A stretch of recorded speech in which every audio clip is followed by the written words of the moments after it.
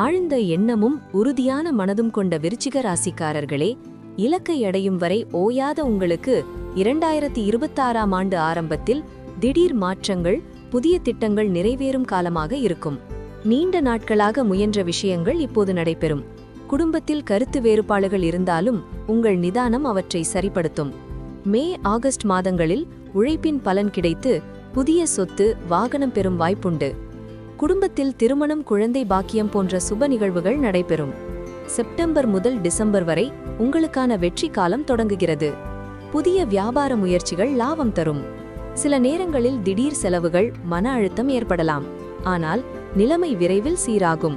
செவ்வாய்க்கிழமைகளில் சிவனுக்கு நெய் தீபமேற்றி பிரார்த்தனை செய்தால் அதிர்ஷ்டம் பெருகும்.